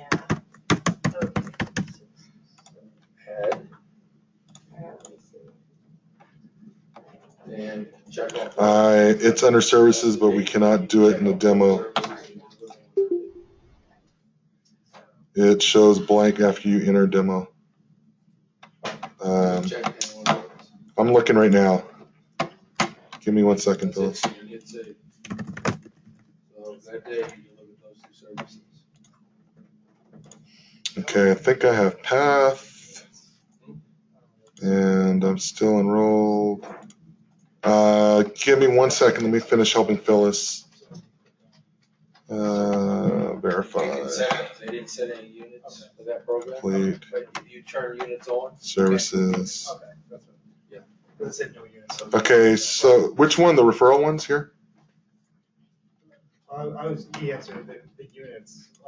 Doesn't have units on it right now, but I guess you can put that. Oh, all right. Yeah, Phyllis, there's a setting. If we wanted to put a unit number next to these, we can add that. None show units. Yeah, we didn't. I set it up that way. That's just in your program setup. You can add units. Okay, you're welcome. You don't need to have it. That's not stopping. Okay, so you just typed it all out. Red dot means you can't go forward. Yeah. Yellow dot is just a forward. So you verify. I'm trying to link it to this one. So, let's see. It's just giving you the Because I couldn't. heads up on whatever status is. Something that's very weird. Okay, thank you. And then. So now you go to services.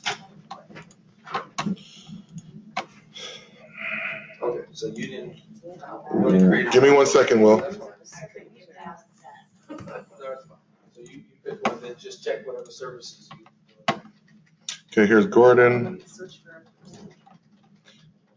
Gordon is in the path application. That's collected. That's okay.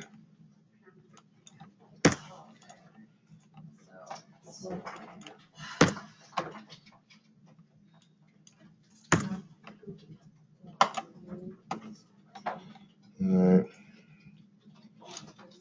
Household members. Add.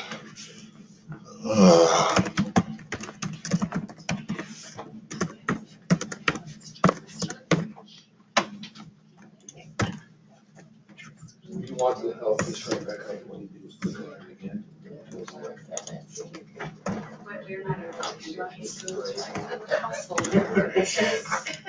Household member. Oh, you need to set the page. Well, they have no case notes, okay?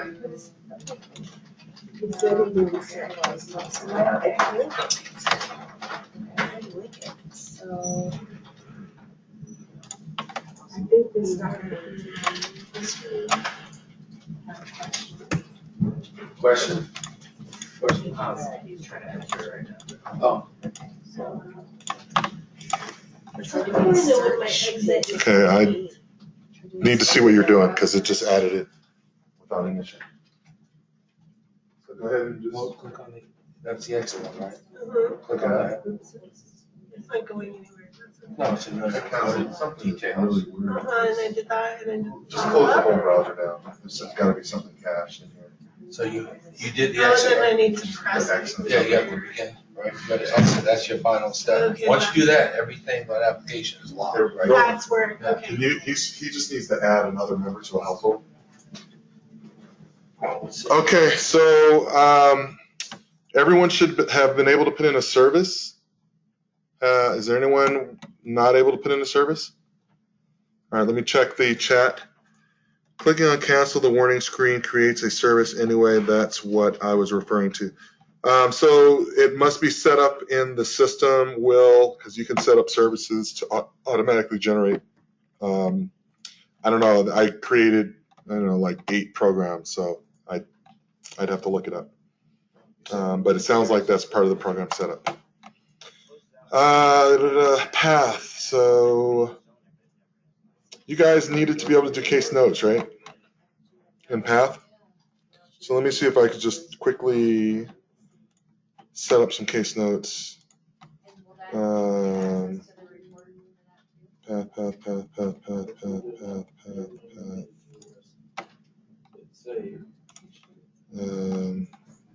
Where am I at? In the wrong place.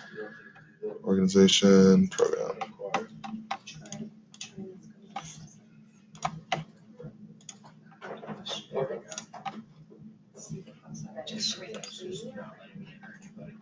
Sometimes the browser. Path. Service. No, it does fine, but sometimes it's just certain nuances in some of the browsers that you can't predict everything.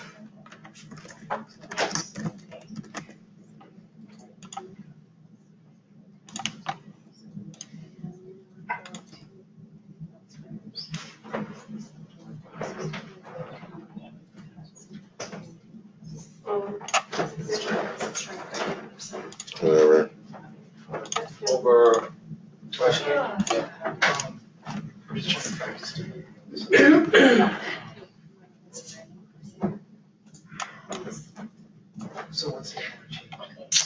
All right, you might have to log out and log in. I just added a case note for Path. Let's just take a quick peek. Path.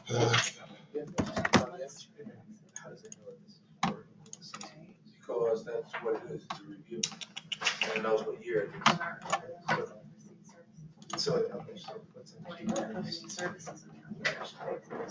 Okay, so you should be able to add notes now for Path.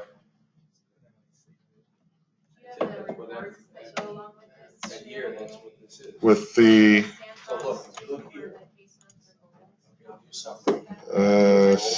I'm gonna see what they loaded up. They just have the standard case notes here. I mean, I don't have a case note, so it's not generating it. But just click the report icon, and then you can generate the case note.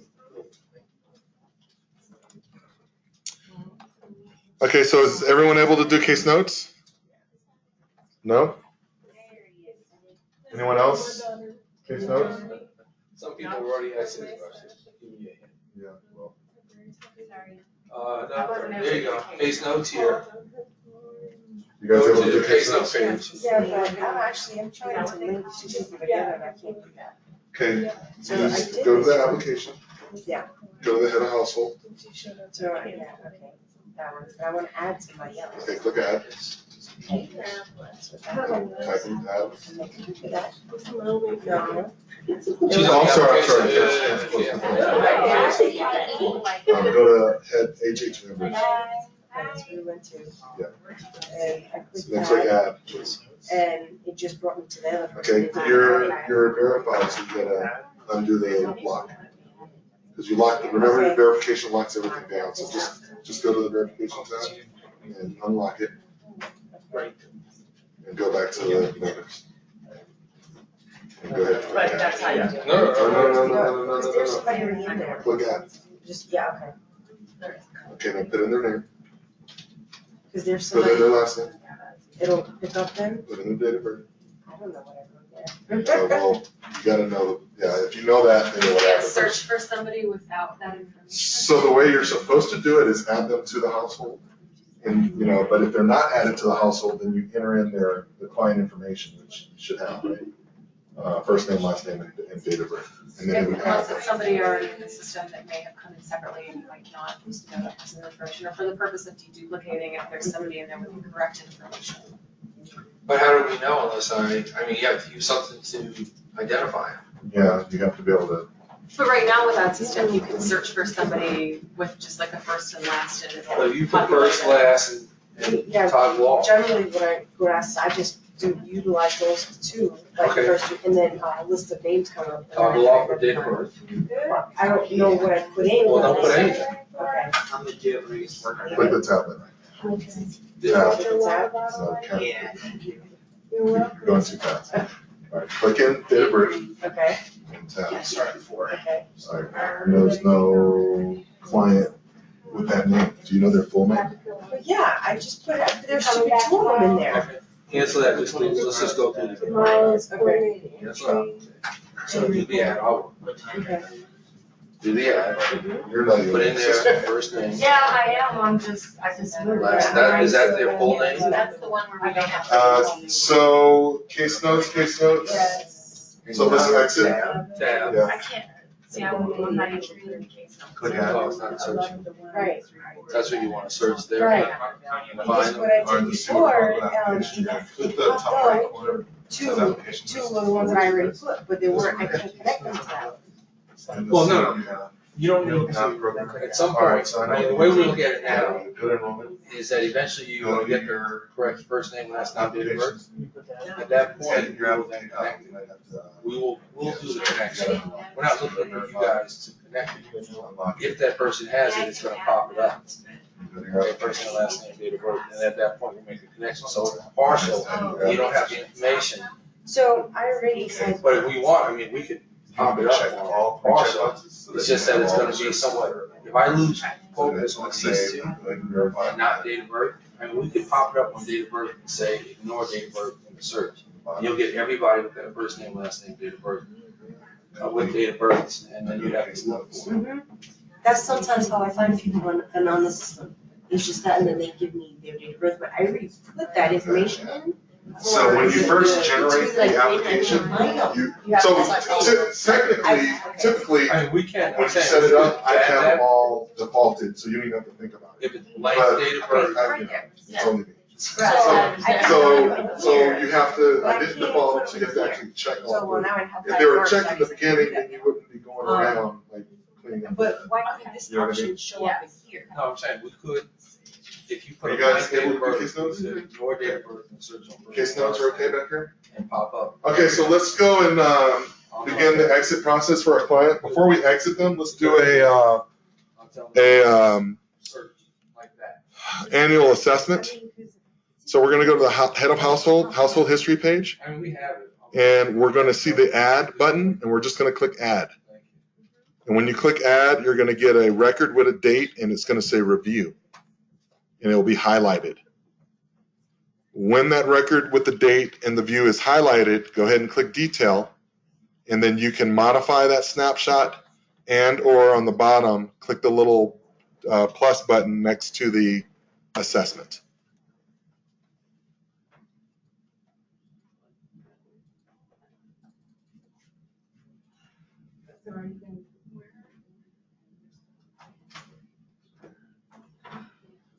Okay, after you do that initial interim assessment, you're going to go back to the summary page so that you can exit them out. And you're simply going to click begin exit process. After you click begin exit process, you're going to notice an exit date, and that's going to be highlighted. You're going to click the details tab. When you click the details tab, you're going to verify your information is correct, and then you're going to go ahead and click exit and put the exit date in. And that will exit the client out. How do you know it was exited successfully, just it's a date exit? You'll see the exit. Did you complete the exit? Yeah. Yeah, you did. Yes, and it does, and then on the. You guys you're able to exit? No. Yeah, it has, right up front, the top, it has an Okay, so exit go date. to head of household That shows history, you that everything's been exited. entry, and go ahead and click, you can just exit up, begin exit process. All right. Put your date. And then click the details tab, which is this little one, yep. And then you can just verify that that's okay, and then just click the exit button. Okay. Good. Put your exit date, your destination. Select your person. Select your destination. Don't worry about an address. Yeah, just go ahead and save it. Wait, you're going too fast. We gotta read. You need a date, exit date. You can click the little button. No, Yeah. that's trying to Where word you do it. the slashes. Is Here's our request. I can tell you guys. Pre-Sandbox. Yes, no, not okay, cancel. Go ahead and save. Okay. Look, you're, yeah. Yeah, go ahead. Go ahead and close it. Okay, and then click on.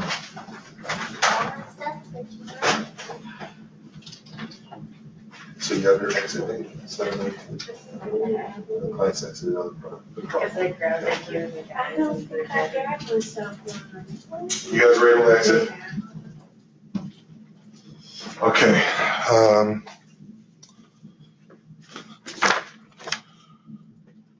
Okay, for just so that you guys know how to, various ways to search in the product. On the enrollment tab, you'll notice up top, you can do first name, last name. You can do fuzzy searches. So I can type in, instead of Rushton, I could do RU and J, and it will find someone, or Dom J, and click search and it'll find them. You'll also notice on the right side, you have widgets. So there's a profile listing where you can put first name, last name, date of birth, last four social, phone number, file number, account number, and we can add other fields here. I think we were talking about adding some type of ID you guys wanted to do various searches here. You can search for application IDs here, just putting in the application ID and click search. And then anywhere where you're entering in new data, if you put in first name, last name, and date of birth and toggle off, if that client exists in the system, it will find them. That's searching. We saw the document. You guys know where document management is. With regard to, let's see what else we have here. With regards to the help and or learnability, for every single page, every tab you go to, remember there are these little question marks. And so you can read through it and it'll tell you exactly how to do it. And or you have the little videos on a tab by tab basis that you guys can learn the system. All of the pages pretty much are going to be, you're either going to add, collect information and save it, or you're going to be clicking and edit, collecting information and saving it. So for entering data and collecting data, that's where it is. That's what you do. Household management. A few of you have asked, how do I deal with households and adding additional members in my household?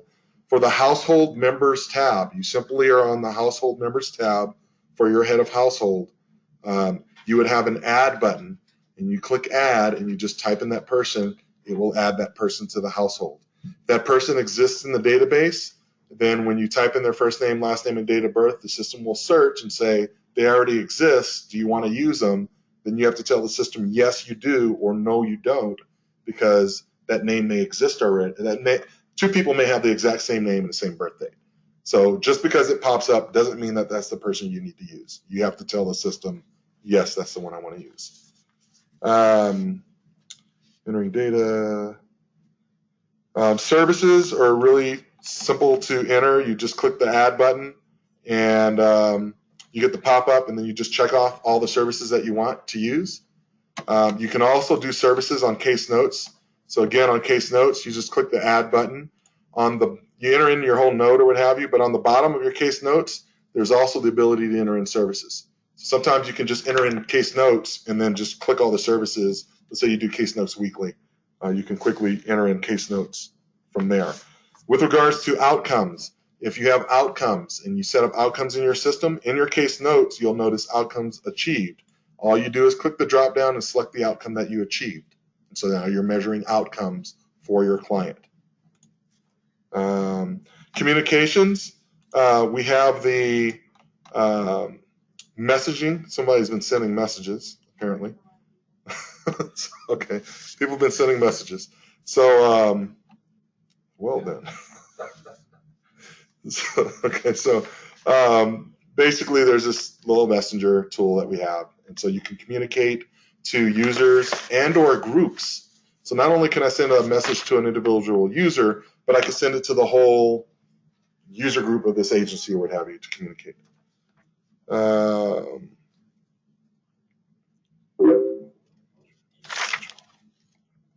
Regarding clients and scheduling, we have a schedule button, which gives you the calendar resource manager like we have in 5. This one's just updated. Here you can see how I have some data in here already. I have some schedules, appointments. To be able to add one, you simply right-click the button and you put in new appointment and you fill in the pertinent information. From a services perspective, you can set up certain services that automatically associate with the scheduling. And so by the mere fact of you providing services, is someone sending me messages? No, they're hanging out. Oh, yeah, because I got like 3 minutes. So I wanted to make sure that you guys saw that. With regards to reports, you simply have your report button. You can click general reports. General reports will have a listing of the reports available, and you just click show for the report that you want to use. For ad hoc reports, you go here, you click ad hoc reports, and you have, if I have any in here, I have one. So you can go in here, let me make that, and run the ad hoc report by simply clicking show. So I wanted to make sure I did that. For the last few minutes, I just want to kind of go over the eval sheet so I can clarify anything for anyone, so that we're marking that is not only available in the system, but you guys know how to do it. So I've not been able to exit my person. okay, Roland will help you with that. 2 browsers at the same time. Here's one browser, here's another browser, 2 browsers at the same time. The screen layout is collecting data is clear, easy to interpret, and it assists in navigation to help you keep you oriented. So on all the pages, you'll notice that there's an add or an edit, and to keep you oriented, they're always going to have a save, right, or a close, so that it's very consistent and easy to recognize for any pop-up pages or any other pages that you see. So is there any questions with the layout? The user interface has one main menu, not a series of sub-menus. So basically, the main menu is here on the left. And so these are the main items that you do. When you're enrollment, just like you'd have a typical filing system, there's tabs. And so it's pretty straightforward. If you're doing anything with enrollment, you go across the tabs. If you do anything with case plan, you go across the tabs, and so on and so forth. So you're saying I select all, I click all this. I feel like I'm losing the group. Yeah. Because it's almost time. Yeah. So Okay, so in the last couple of seconds that we have left, is there any questions? That you just exited, it's now giving the option to exit again. Services, group services, and case notes are all separate. Having a single place to set all categories of services would be better. Am I understanding this correctly? And so, okay, so Jeff, on the case notes, you can do all 3. You can do case notes and services. On the group notes, you can do any type of services and you can do any type of notes. They're on separate pages because there could be the potential for different utilization. You don't necessarily, for the services page, for example, the only thing you're doing is checking off services. So you may tell your users, well, I'm just going to use the case notes page. We won't use the services page because the case notes page allows me to do both. With regard to services, the group services has an additional ability, which is swipe cards. And so swipe cards are kind of separate from regular services because you're generating off of a card. And so that's the reason why that one is separate, if that explains it to you. Any other questions?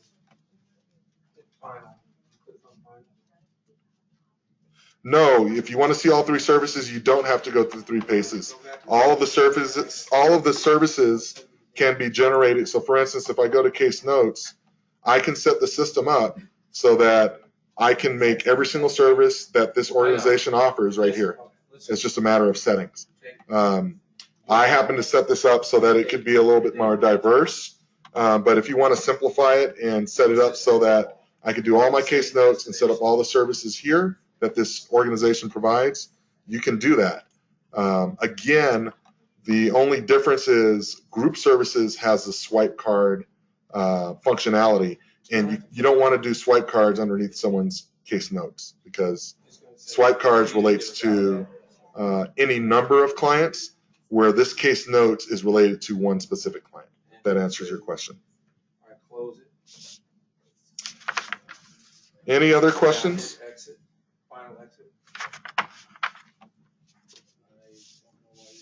In the room, any questions? I'm sorry? Oh. Who's your client? Sorry. I'm sorry?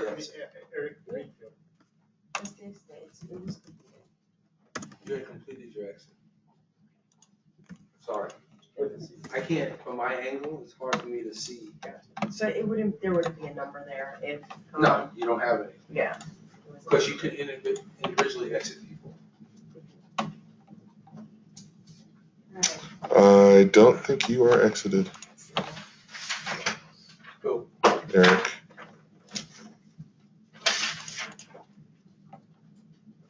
Is someone on? Eric, right there. Eric. Oh, exit date. He's exited. Yeah, it's right here. Entry date and exit date. Prior to that, you see the big exit thing? See right here? Yeah. Prior to that, you don't have that. This right here? It's a destination. It's on we would override it. Yeah. I press that. They need to disable that though. Okay. That's what they need to do. I put a note. That way you wouldn't be as close to the Once I save it, I don't need the address, but that's not my requirement. No. So that when I save it, it's.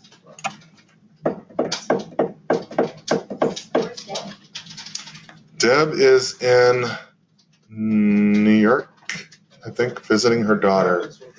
She was, she's been driving around Missouri for the past 3 weeks to every single agency because they're rolling out 6 live, and so they wanted someone on site, so she's been there. Yeah, and she's doing well though. Yeah. Jeff and David who were on there today will be here tomorrow. Okay, good. That issue would be here, and then I thought maybe Deb, whenever there's It's always nice to have Deb. webinar, I always say we call it webinars. I like that. It's always Deb. Yeah. But I thought maybe they could be Yeah, she's in the little. You got the tech talk. Yeah, I saw it in there. Yeah. She's around. Yeah. Well, that means you guys need to come to Long Beach for a training. That's what it means. In the winter. Yeah, I know. Yeah. Yeah. We'll see. We'll see if see if we work something out. Anything else?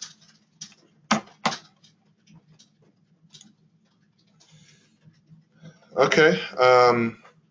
If that is it, then I will terminate the webinar, and we will be storing these recordings. You're welcome, Phyllis. And I'm assuming that Eva or Beverly will make them available for the community. You're welcome, John. Okay. Bye, guys.